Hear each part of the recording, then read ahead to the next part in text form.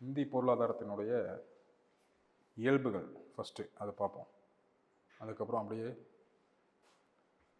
So இந்திய பொருளாதாரம் அப்படிங்கிறது என்ன, டெவலப்டா, டெவலப்பிங்கா, அண்டர் டெவலப்பிங்கா, வளர்ந்த நாடா, வளருகின்றதா, வளராத நாடா? டெவலப்பிங், வளரும் நாடு. ஓகே, அது வளரும் நாடுன்னு ஒரு சில சொல்கிறாங்க.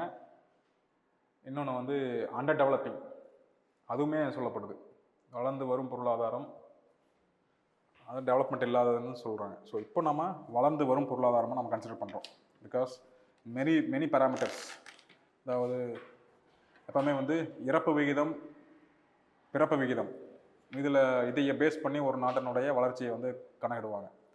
இறப்பு விகிதம் அதிகமாக இருக்குது, பிறப்பு விகிதம் அதிகமாக இருக்குது, ரெண்டுமே அதிகமாக இருக்குது அப்படின்னா அது வந்து ஒரு வளராத நாடு, வளம் குன்றிய நாடு, அண்டர் டெவலப்டு அப்படின்னு சொல்லுவாங்க அதையே. பட் இந்தியாவில் வந்து இது ரெண்டுமே ஓரளவுக்கு 1950, 70, 80 அந்த டைம் பீரியடில் அப்படி தான் இருந்துச்சு. பட் அதுக்கப்புறம் பிறப்பு விகிதம் அதிகமாக இருக்குது, இறப்பு விகிதம் அப்படிங்கிறது நிறைய கம்மியாக இருக்குது. பிகாஸ் நம்மளோட மனித ஆயுள், இந்தியாவில் இருக்கிற இந்திய குடிமகன்களோட ஆயுட்காலம் அப்படிங்கிறது சுதந்திரத்தின் போது 40 வயது அப்படின்னு இருந்தது. அதுக்கப்புறம் அது டெவலப் ஆகி கொஞ்சம் கொஞ்சமாக டெவலப் ஆகி இப்போ 63. ஓகே, ஆவரேஜ் அப்படிங்கிறது 63க்கு வந்து நிற்கிது. அப்படிங்கும்போது மருத்துவ ரீதியாக, பொருளாதார ரீதியாக, உணவு உட்கொள்கிற ரீதியாக, சத்தான உணவுகள் உட்கொள்கிறது, இது எல்லாத்தையுமே நம்ம பெரிய அளவில் மாற்றத்தை கொண்டு வந்திருக்கோம், முன்னேறி இருக்கோம். அப்படிங்கிறதுனால we are considered as developing country. So அப்போ பிறப்பு விகிதம் அதிகமாக இருக்குது, இறப்பு விகிதம் கம்மியாக இருக்குது அப்படின்னா என்ன அர்த்தம்? வளருகின்ற நாடு. ஓகே, இறப்பு விகிதமும் கம்மியாக இருக்குது, பிறப்பு விகிதமும் கம்மியாக இருக்குது. Birth rate and death rate both are low அப்படின்னா வளர்ந்த நாடு. ஓகே, அதாவது ஃபஸ்ட்டு வந்து பர்த் ரேட் அதுவும் அதிகமாக இருக்குது, டெத் ரேட் அதுவும் அதிகமாக இருக்குது அப்படின்னா அண்டர் டெவலப்டு.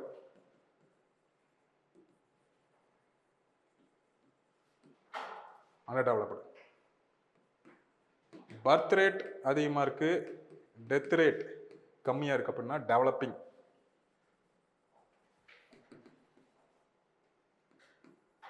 பர்த் ரேட் கம்மி, டெத் ரேட்டு கம்மி, இறப்பு விகிதம் கம்மி, அது வந்து டெவலப்டு, வளர்ந்த நாடு.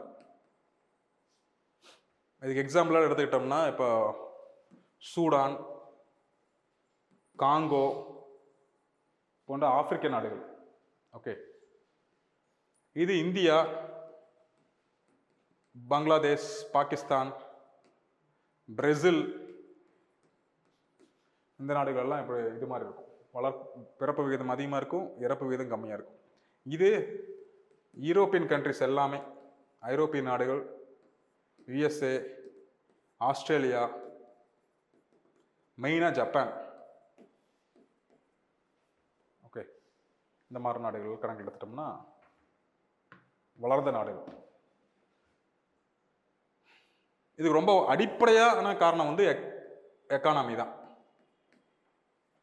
ஓகே, எக்கானமி இருந்தால் தான் அந்த வந்து மருத்துவ ரீதியான முன்னேற்றங்கள் அதிகமாக இருக்கும். அதுதான் இதெல்லாம் தடுக்க முடியும். அதே மாதிரி எக்கானமி ரொம்ப கம்மியாக இருக்குது அப்படின்னா அந்த குடும்பத்தில் நம்ம ஆல்ரெடி நம்ம பார்த்துருப்போம், இப்போ பார்க்க போகிறோம். நம்ம வந்து குடும்பத்தில் நிறையா குடும்ப உறுப்பினர் இருந்தாங்கன்னா எல்லாருமே சம்பாதிப்பாங்க. எல்லாருமே சம்பாதிக்கிறாங்க அப்படின்னா கொஞ்சம் வந்து ஃபேமிலியில் பண கஷ்டம் இருக்காது அப்படின்னு ஒரு நம்பிக்கை இருக்குது. ஆனால் அது அப்படி இல்லை.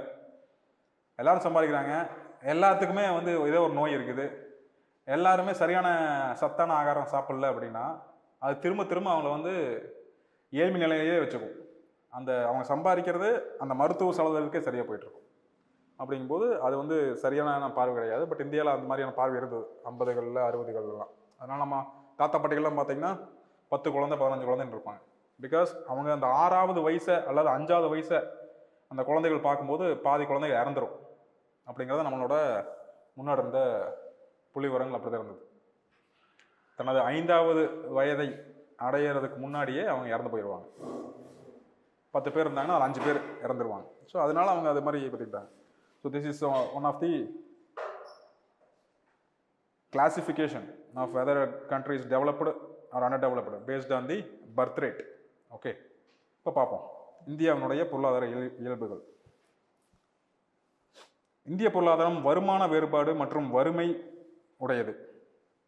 there is inequality in income and also poverty. Okay, இந்தியாவினுடைய ஜிடிபி வளருது. let's say ஜிடிபி 6% வருஷம் வளர்ந்துக்கிட்டே இருக்கும். பட் இந்த ஜிடிபி வந்து நாட்டினுடைய வளர்ச்சி சொல்லுது. பட் உண்மையாலுமே நாட்டினுடைய வளர்ச்சி அப்படிங்கிறது இது நாம எக்கனாமி பேஸில் தான் கணக்கிடுறோம்.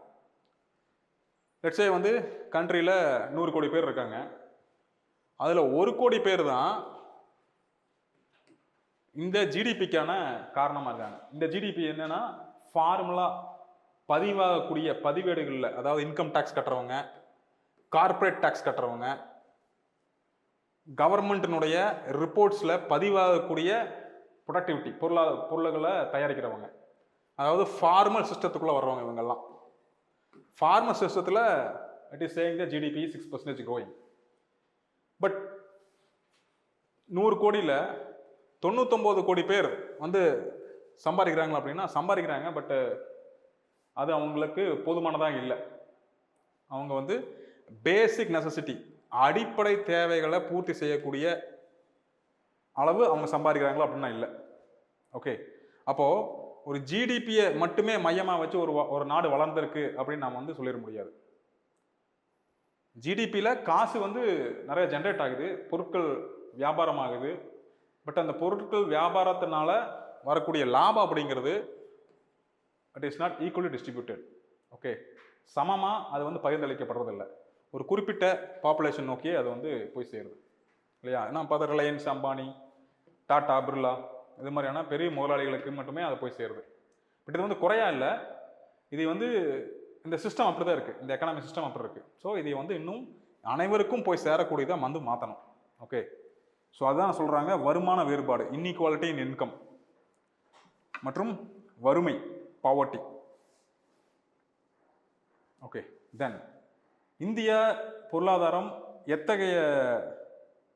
எந்த மாதிரியான தொழில்களை அதிகமாக சார்ந்திருக்கு, எந்த தொழில் அதிகமாக சார்ந்திருக்கு? இல்லை இந்திய பொருளாதாரத்தில் இந்திய மக்கள் தொகையில் ஒரு குறிப்பிட்ட அளவு மக்கள், அதிகமான மக்கள் தொகை, அதிகமான தொழிலாளர்கள் எந்த துறையில் இருக்கிறாங்க? வேளாண்மை, விவசாயத்துறையில். ஓகே, 1950 இந்தியா சுதந்திரம் அடையும் போது கிட்டத்தட்ட 80% மக்கள் விவசாயத்தை நம்பி இருந்தாங்க. அது படிப்படியாக குறையுது. ஏன்னா அது குறைஞ்சதான் ஆகணும். நாம அக்ரிகல்ச்சர் அப்படிங்கிறது பிரைமரி செக்டார் நோக்கி இருக்குது. அந்த பிரைமரி செக்டார்லேருந்து கொஞ்சம் கொஞ்சம் மேனுஃபேக்சரிங் செக்டார், சர்வீஸ் செக்டார் நோக்கி நாம் மூவ் ஆகிறோம். 1990 இதனுடைய சதவீதம் 67% மாறுச்சு, வேளாண்மை துறை நம்பி இருக்கிறது. இப்போ 2010 கணக்கின்படி 55% இருக்கும். இன்னுமே அதிகமான மக்கள் directly and indirectly lying on the agriculture, வேளாண்மை நம்பி, வேளாண் துறையை நம்பி மறைமுகமாகவும் அல்லது நேரடியாகவும் ரெண்டும் சேர்ந்து 55% மக்கள் இன்னும் வேளாண் நம்பி தான் இருக்காங்க. ஓகே,